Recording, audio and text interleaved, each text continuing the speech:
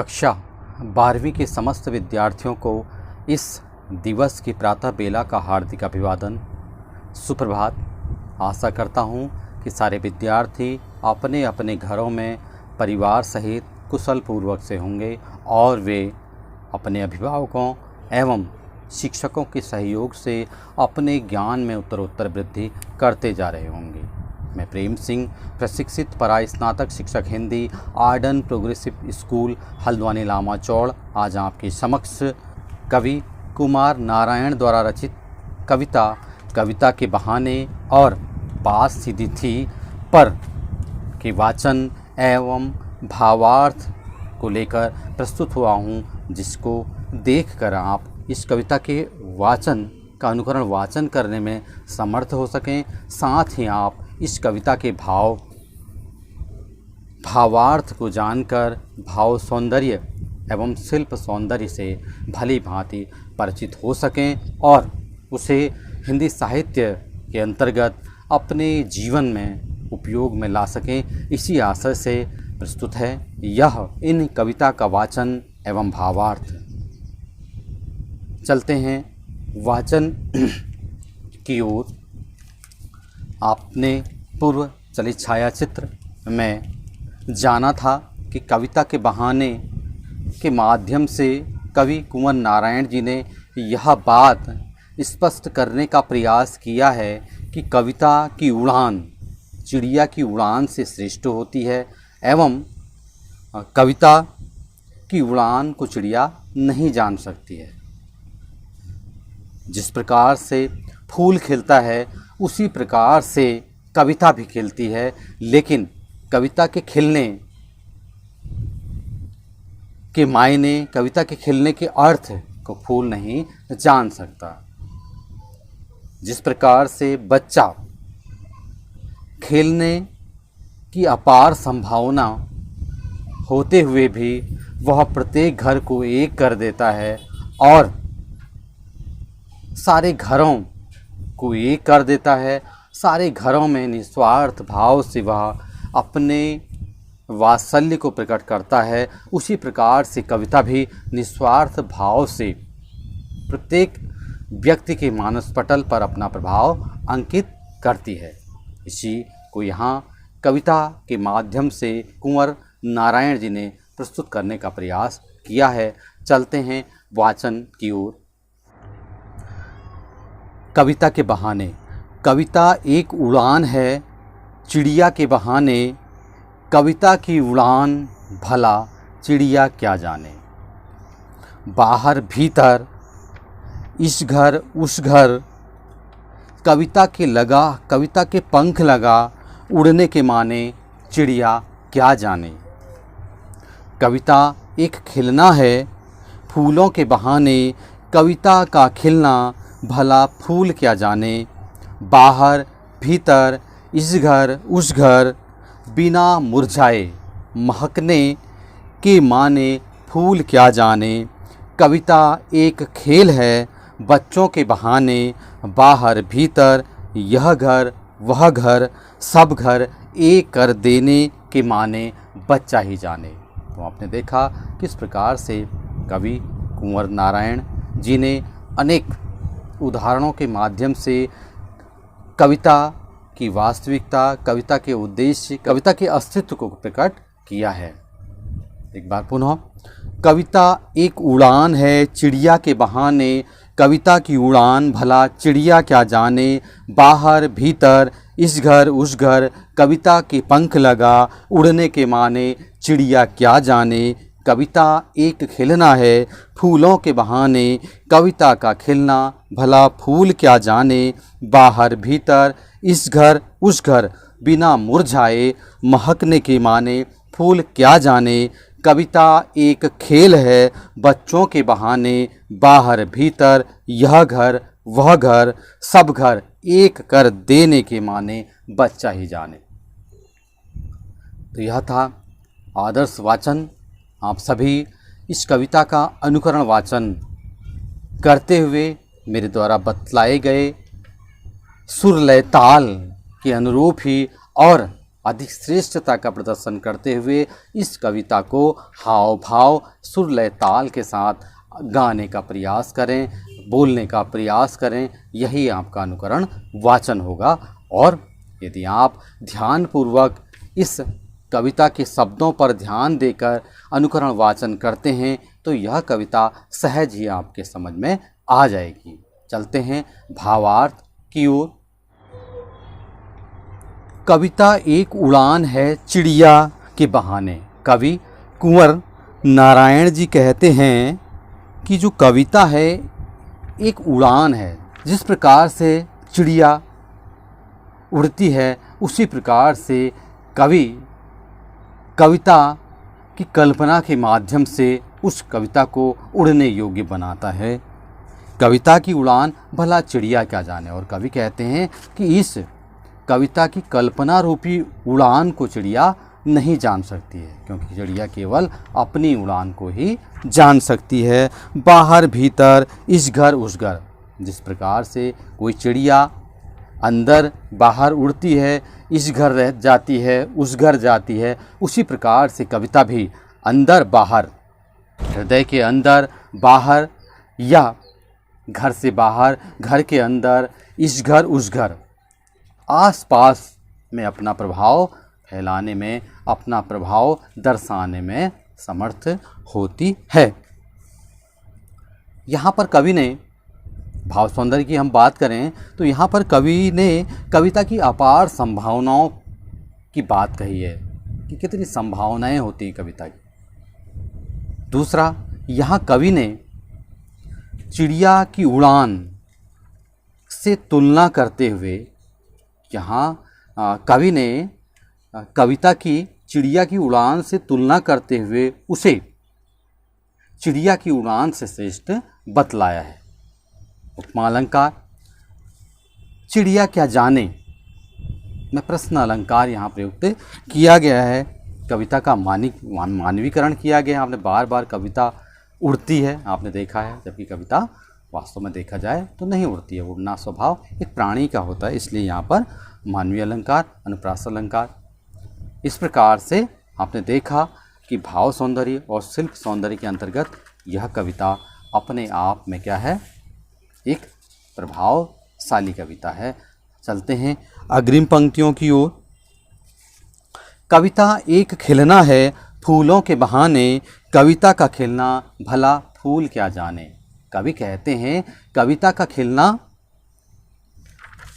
खिलना भी एक फूल है, यानी कि जब कविता बनती है, जब वो पाठक वर्ग के पास जाती है, जब उसकी रचना होती है तो वह खिलती है। जिस प्रकार से फूल खिलता है उसी प्रकार से जब कवि कविता की रचना करता है तब उस कविता की रचना होती है और वह फूल के सदृश खिलती है।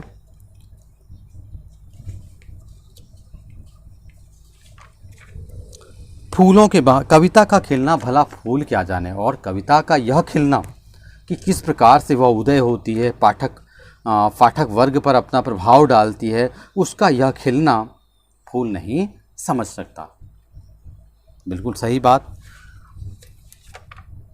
बाहर भीतर इस घर उस घर, जिस प्रकार से फूल घर के अंदर, घर के बाहर, इस घर में उस घर में अपना प्रभाव सभी में प्रदर्शित करता है, उसी प्रकार से कविता भी फूल की तरह खिल के घर के अंदर, घर के बाहर, इस घर उस घर, सारे घरों में अपना प्रभाव दिखलाती है। अर्थात जो भी उसे पढ़ता है वह क्या होता है, उसके अर्थ को समझता है और आत्मविभोर होता है, आनंदित होता है। बिना मुरझाए महकने के माने फूल क्या जाने। और कविता बिना मुरझाए, जिस प्रकार से फूल तो मुरझाने पर उसकी सुगंध कम हो जाती है, लेकिन कविता कभी भी मुरझाती नहीं है और बिन मुरझाए महकते रहती है। और उसके बिन मुरझाए महकने का अर्थ फूल नहीं समझ सकता, केवल हम समझ सकते हैं।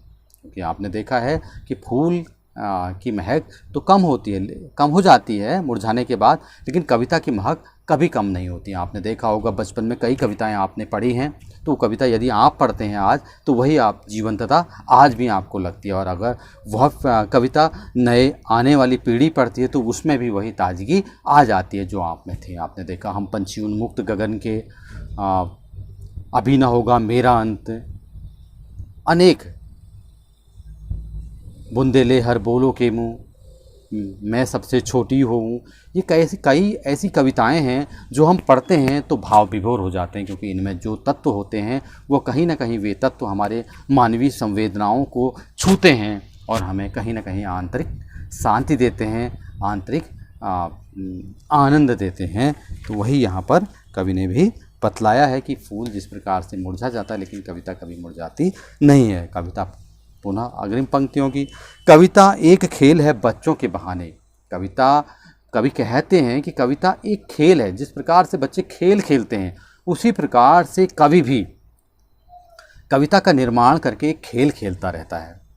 कविता एक खेल है बच्चों के बहाने, जिस प्रकार से बच्चे खेल खेलते हैं उसी प्रकार से कविता भी एक बच्चों का खेल है, अर्थात एक कवि का खेल है जो वह सरलता से खेलता है, बार बार कविताएं करते रहता है। इसी को वह यहाँ पर कवि ने खेल की संज्ञा दी है कि बार बार कविता का निर्माण करना। कविता एक खेल है बच्चों के बहाने, जिस प्रकार से बच्चे खेलते हैं उसी प्रकार से कविता भी एक कवि के क्या है, खेल है। बाहर भीतर यह घर वह घर, बाहर भीतर यह घर वह घर, सब घर एक कर देने के मतलब, सब घर एक कर देने के माने बच्चा ही जाने। कवि कह रहे हैं कि जिस प्रकार से बच्चा सारे घरों को एक कर देता है, उसमें किसी भी प्रकार का कोई स्वार्थ नहीं होता कि ये मेरा घर है या मेरे पड़ोसी का घर है, किसी और का घर है, वह किसी में भेदभाव नहीं करता है। उसी प्रकार से कवि भी कभी किसी के प्रति भेदभाव नहीं करता है। वह जब भी कविता लिखता है तो ऐसी कविताएं लिखता है जो सभी को आनंदित करें, किसी के प्रति कोई भी प्रकार का जातीय भेद या किसी भी प्रकार का भेदभाव वह नहीं करता है। तो आपने देखा कि किन माध्यम से, किन उदाहरणों के माध्यम से कवि कुंवर नारायण जी ने इस कविता निर्माण और कविता की श्रेष्ठता, कविता के अस्तित्व को यहाँ पर प्रकट किया है कि कविता का अस्तित्व हमेशा अमर अजर रहता है, वह कभी भी समाप्त नहीं होता, वह सबको प्रभावित करता है। चलते हैं दूसरी कविता की ओर। सर्वप्रथम कविता वाचन। बात सीधी थी पर एक बार भाषा के चक्कर में जरा टेढ़ी पड़ गई। बात सीधी थी पर एक बार भाषा के चक्कर में जरा टेढ़ी फंस गई।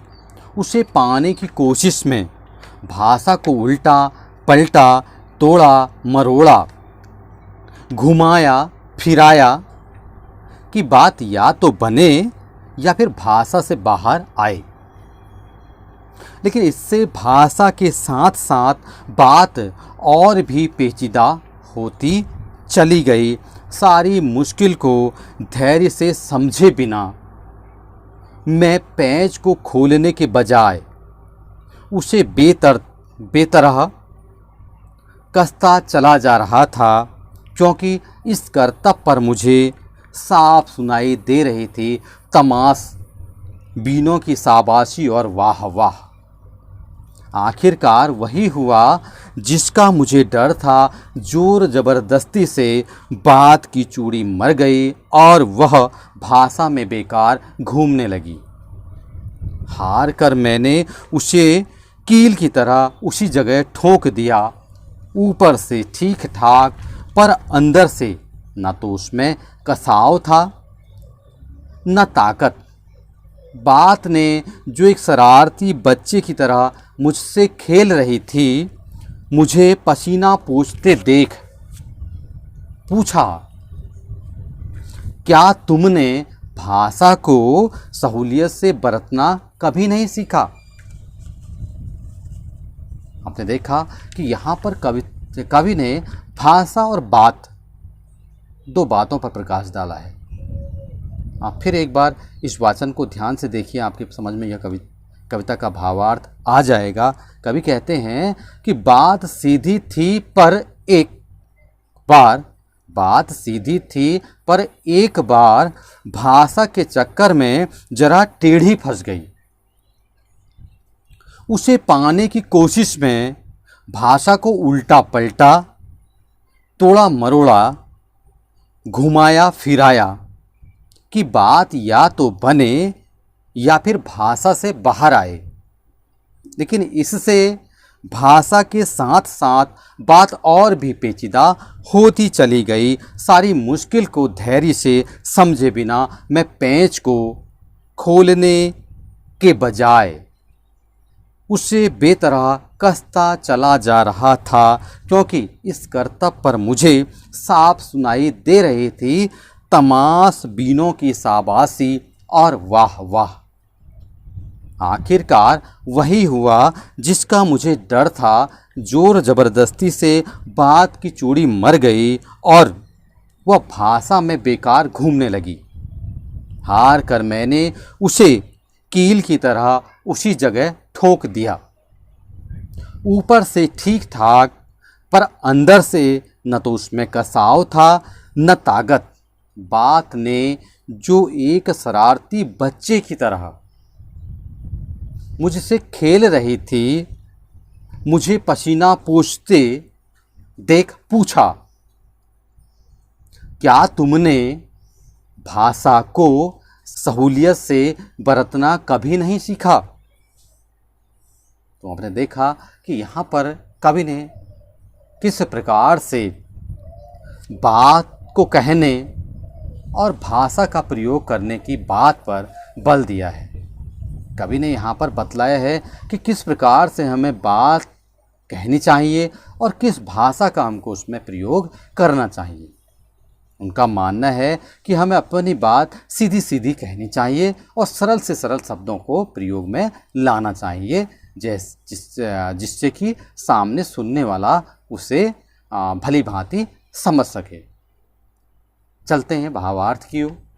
भावार्थ: बात सीधी थी, पर एक बार भाषा के चक्कर में जरा टेढ़ी फंस गई।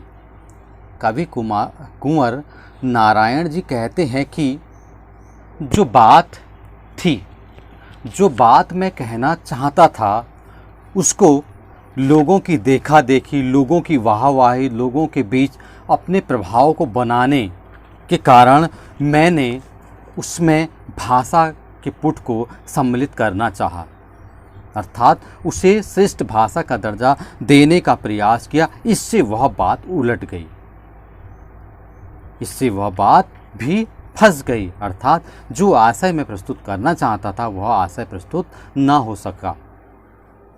उसे पाने की कोशिश में, उसी आशय को पाने की कोशिश में मैंने भाषा को घुमाया फिराया, तोड़ा मरोड़ा, इधर से उधर शब्दों को यूज किया, शब्दों का यूज किया, वाक्यों को योग किया, अर्थों को योग किया, वाक्यांशों का उपयोग किया। तो कहीं ना कहीं मैं भाषा को ही उपयोग में लाता रहा कि बात या तो बने या फिर भाषा से बाहर आए। मेरा प्रयास यह था या तो बात बन जाए, कहीं ना कहीं प्रकार से ऐसे शब्द या मुझे मिल जाएं, ऐसे शब्द इस भाषा में समाहित हो जाएं, ऐसे शब्द यहाँ मिल जाएं जो इस बात को स्पष्ट कर दें, लेकिन ऐसा नहीं हुआ। लेकिन भाषा के साथ साथ बात और भी पेचीदा होती चली गई। मैंने भाषा के साथ साथ क्या हुआ, जो बात थी, जो मेरा कहने का जो आशय था, जो बात मैं स्पष्ट करना चाहता था, वह भी अस्पष्ट होने लगी। तो यहाँ पर देखा कि किस प्रकार से कवि ने यहाँ पर सरल साधारण भाषा का उपयोग करने की बात कही है। कवि ने साहित्यिक भाषा का प्रयोग अधिकाधिक न करने की बात पर भी बल दिया है। शिल्प सौंदर्य, खड़ी बोली हिंदी, मुक्त छंद, भाषा का चक्कर, टेढ़ी फंसी में मुहावरों का सुंदर प्रयोग, साथ साथ में पुनरुक्ति प्रकाश अलंकार। चलते हैं अग्रिम पंक्तियों की ओर। सारी मुश्किल को धैर्य से समझे बिना मैं पेंच को खोलने के बजाय उसे बेतरह कसता चला जा रहा था, क्योंकि इस कर्तव्य पर मुझे साफ सुनाई दे रही थी तमाश बीनों की शाबाशी और वाह वाह। कवि कह रहे हैं कि मुश्किल को धैर्य से समझे बिना, उस बात को धैर्य नहीं धारण किया, उसको समझा नहीं कि अब मुझे क्या करना चाहिए। मैं पेंच को खोलने के बजाय, उस भाषा को और सरल करने के बजाय और उसे बेतरह कसता चला जा रहा था, यानी कि और उसको अस्पष्ट करता जा रहा था, क्योंकि इस कर्तव्य पर मुझे साफ सुनाई दे रही थी तमाशबीनों की वाह वाह। कह रहे हैं कि ऐसा मैं इस कारण से कर रहा था क्योंकि मेरे पीछे जो लोग थे वो मेरी वाहवाही कर रहे थे, झूठी वाहवाही कर रहे थे, जबकि मैं गलत कर रहा था लेकिन वो फिर भी वाह वाह कर रहे थे। इसके माध्यम से कवि ने यहाँ पर यह सीख दी है कि हम लोग दूसरों की देखा देखी में गलत कार्य भी करते रहते हैं और वहाँ वे लोग हमको फिर भी शाबाशी दिए जाते हैं और हमें अपने रास्ते से भटकाते रहते हैं। तो हमें कभी भी ऐसा कार्य नहीं करना चाहिए जो दूसरों के लिए क्या है दूसरे जिस पर क्या है वाह वाह करें। हमें ऐसे कार्य करने चाहिए जो हम स्वतः ही सरलता से साधारण बन करके कर सकें, जिसमें किसी प्रकार की कोई वाहवाही का प्रलोभन या ध्वनि हमें सुनाई ना दे। आखिरकार वही हुआ जिसका मुझे डर था, जोर ज़बरदस्ती से बात की चूड़ी मर गई और वह भाषा में बेकार घूमने लगी। हार कर मैंने उसे कील की तरह उसी जगह ठोंक दिया। ऊपर से ठीक ठाक पर अंदर से न तो उसमें कसाव था न ताकत। बात ने जो शरारती बच्चे की तरह मुझसे खेल रही थी मुझे पसीना पोंछते देखकर पूछा, क्या तुमने भाषा को सहूलियत से बरतना कभी नहीं सीखा? आखिरकार वही हुआ जिसका मुझे डर था। बात को स्पष्ट करने के प्रयासों में वही हुआ जिसका मुझे डर था, अर्थात वह बात पूरी तरह क्या हो गई, मिट गई, उसका पूरी तरह अर्थ ही बदल गया। बात की चूड़ी मर गई, अर्थात उसका जो भी जो उद्देश्य था वह उद्देश्य भी क्या हो गया, नष्ट हो गया और वह भाषा में बेकार घूमने लगी और वह बात भाषा के चक्कर से बेकार घूमने लगी। हम यहाँ तहाँ उसको भाषा के शब्दों से जोड़ तोड़ करने का प्रयास करने लगे। हार कर मैंने उसे कील की तरह उसी जगह ठोंक दिया और वह संभल नहीं पाई तो मैंने उसको वहीं उसी जगह छोड़ दी। उस बात को ज़्यादा ध्यान देना बंद कर दिया। पर अंदर से ना तो उसमें कसाव था ना ताकत था, लेकिन जो बात पहले थी उसमें ना वो कसाव था ना ताकत था, ना वह प्रभाव था जो किसी पाठक वर्ग को अपनी ओर आकर्षित कर सके, उसे किसी उद्देश्य की पूर्ति में सहायक हो सके। बात ने जो एक शरारती बच्चे की तरह, अब क्या हुआ, उसी बात ने, यहाँ पर कवि ने मानवीकरण की अलंकार कर यहाँ पर बतलाया है कि उसी बात ने मुझसे एक शरारती बच्चे की तरह जो मुझसे खेल रही थी, उसने मुझसे पूछा, मुझे पसीना पोंछते देखा, मुझे उसने घबराते हुए देखा, बदहाल स्थिति में देखा और बात को न संभाल पाने की स्थिति में देखा। तो उसने मुझसे एक प्रश्न किया, क्या तुमने भाषा को सहूलियत से बरतना कभी नहीं सीखा? कि क्या तुमने भाषा को सरलता से किस प्रकार से बरता जाता है, किस प्रकार से सरलता से उसका प्रयोग किया जाता है, क्या तुमने नहीं सीखा जबकि तुमको सीखना चाहिए था? अर्थात इस पंक्ति के माध्यम से कवि यहाँ पर यह कहना चाहते हैं कि हर कवि को अपनी बात कहने, अपनी बात का अर्थ स्पष्ट करने में सरलता का प्रयोग करना आना चाहिए। उसे अपने सरल शब्दों में अपनी बात कहने की सामर्थ्य होनी चाहिए। उसे भाषा को महत्व न देकर बात के उद्देश्य को महत्व देना चाहिए और सरल शब्दों का प्रयोग करना चाहिए। भाव सौंदर्य, यहाँ पर कवि ने मनुष्य को चेताया है कि कभी भी उसे बाह्य आडंबरों पर या बाह्य वाहवाही की ओर ध्यान न देकर अपने नियत उद्देश्य की पूर्ति में अनुरक्त रहना चाहिए। दूसरा कि कभी भी धैर्य न छोड़ते हुए हर कठिन समस्या का समाधान धैर्य के साथ करना चाहिए। शिल्प सौंदर्य, खड़ी बोली, मुक्त छंद अलंकार, यहाँ पर आपने देखा कि किस प्रकार से कील की तरह, शरारती बच्चे की तरह, उपमा अलंकार, बात की चूड़ी मरना, रूपक अलंकार, जोर जबरदस्ती, पसीना पोंछते, अनुप्रास अलंकार। तो इस प्रकार से यह कविता थी।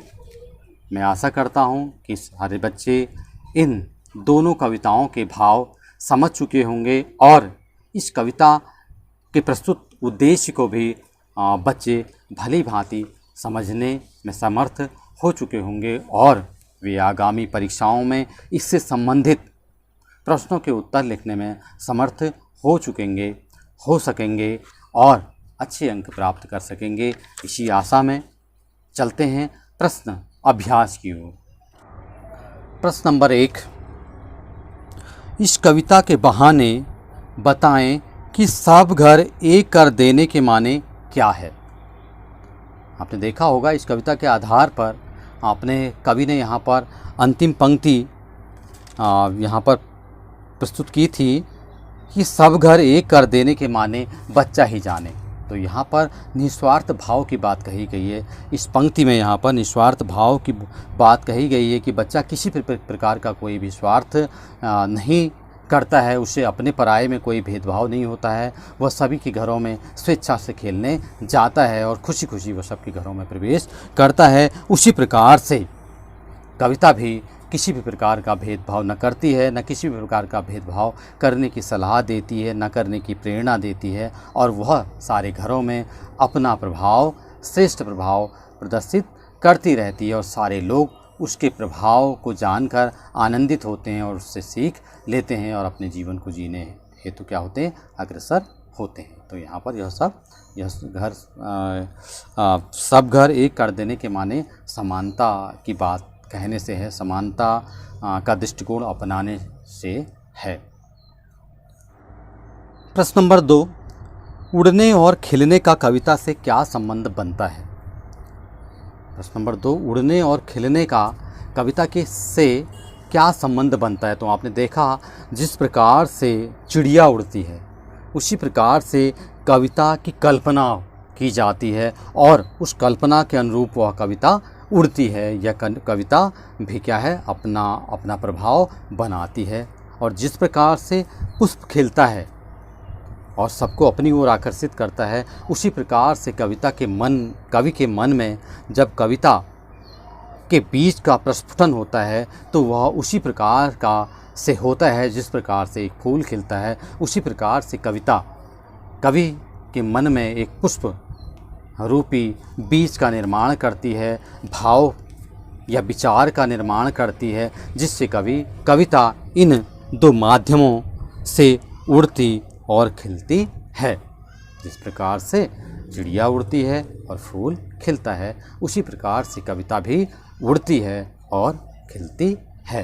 प्रश्न नंबर 3, कविता और बच्चे को समानांतर रखने के क्या कारण हो सकते हैं। तो आपने देखा होगा, आप समझ ही गए होंगे, बच्चे और कविता को समानांतर रखने का केवल एक उद्देश्य है, वह है समानता का उद्देश्य। अर्थात बच्चे चाहे किसी भी जाति के हों, किसी भी वर्ग के हों, किसी भी वर्ण के हों, किसी भी देश के हों, किसी भी राज्य के हों, किसी भी स्थान के हों, वे सब आपस में क्या करते हैं, समानता का व्यवहार करते हैं। उनमें किसी से मिलने में किसी भी प्रकार का भेदभाव नहीं होता। यदि वे खेलते हैं तो कोई भी बच्चा उनके साथ आकर के खेल सकता है। वे सारे बच्चों को खेलने के लिए क्या करते हैं, आमंत्रित करते हैं और सारे व्यक्तियों से, सारे लोगों से प्रेम के साथ मिलते हैं। उनमें किसी भी प्रकार का भेदभाव नहीं रहता है। तो यहाँ पर उसी प्रकार से कविता भी किसी भी प्रकार का भेदभाव नहीं करती। वह सब पाठक वर्ग, चाहे वो किसी भी जाति का है, धर्म का है, क्षेत्र का है, सबके लिए पढ़ने के लिए सुलभ होती है और सभी को वह बात या वह उद्देश्य की पूर्ति करने में समर्थ होती है, जिस उद्देश्य की पूर्ति हेतु रचनाकार ने उसका निर्माण किया है। तो इस प्रकार से कविता और बच्चा दोनों निस्वार्थ भाव से एक दूसरे की तरह ही समांतर रहते हैं। दोनों ही समानता, एकता की भावना का संचार करने में अपना प्रचार प्रसार करते हैं, अपना योगदान करते हैं। प्रश्न नंबर 4, कविता के संदर्भ में बिना मुरझाए महकने के माने क्या होते हैं।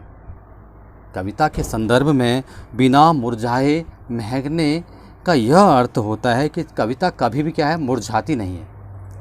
एक फूल सुगंध देता है, कुछ समय बाद वह मुरझा जाता है और उसकी वह सुगंध क्या पड़ जाती है, कम हो जाती है। लेकिन कविता की सुगंध कम नहीं होती, कविता कभी मुरझाती नहीं है।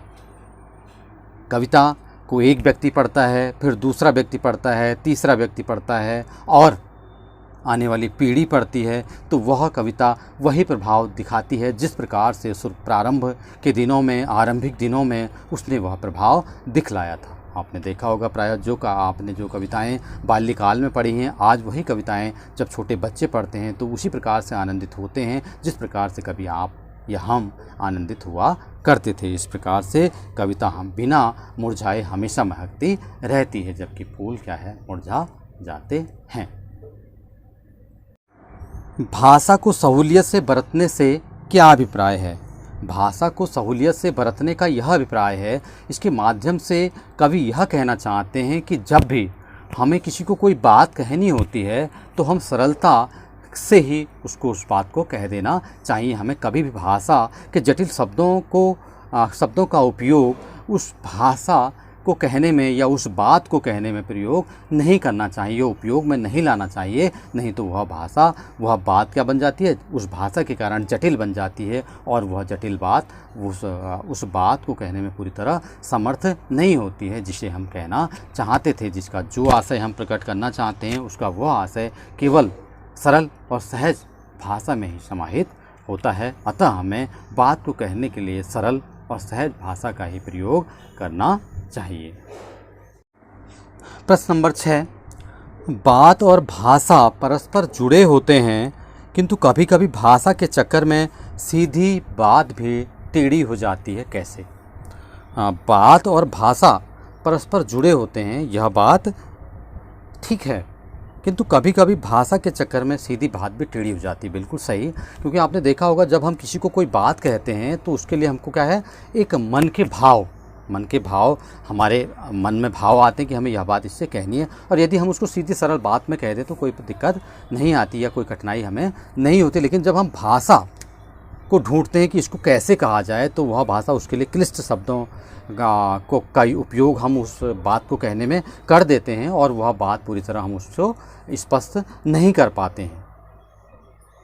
और इसका प्रभाव यह होता है कि हमारी सीधी सरल बात का जो अर्थ था हम तो समझ पाते हैं लेकिन वह समझ नहीं पाता, क्योंकि भाषा के शब्दों की जटिलता के कारण वह बात का अर्थ भी जटिल हो जाता है या अस्पष्ट हो जाता है। अतः हमें कभी भी इस भाषा के उपयोग को बात कहने में प्रयोग नहीं करना चाहिए, नहीं तो बात टेढ़ी हो जाती है। अतः हमें सीधे सरल शब्दों में अपनी बात उस व्यक्ति तक कह देनी चाहिए जो हमें उस व्यक्ति से कहनी होती है। जटिल बात केवल कुछ ही लोग समझ सकते हैं जो व्याकरणिक ज्ञान रखते हैं, एक साधारण व्यक्ति को बात समझ में नहीं आ सकती, तो हमें वह बात ध्यान रखनी चाहिए, उस भाषा का प्रयोग करना चाहिए जो अधिकाधिक रूप से एक सामान्य व्यक्ति तक के समझ में आ जाए। प्रश्न नंबर 7, बात कथ्य के लिए नीचे दी गई विशेषताओं का उचित बिंबों मुहावरों से मिलान करें। आप देखिए एक तरफ बिंब दे रखे हैं, बात की चूड़ी मर जाना, तो आप जानते हैं, तो इसके लिए दूसरा बिंब क्या हो जाएगा, बात का प्रभावहीन हो जाना, तो आप इधर सामने लिख देंगे। दूसरा है बात की पेच खोलना, बात को सहज और स्पष्ट करना। बात का शरारती बच्चे की तरह खेलना, बात का पकड़ में न आना, पेच को कील की तरह ठोंक देना, बात में कसावट का न होना, बात का बन जाना, कथ्य और भाषा का सही सामंजस्य बनना।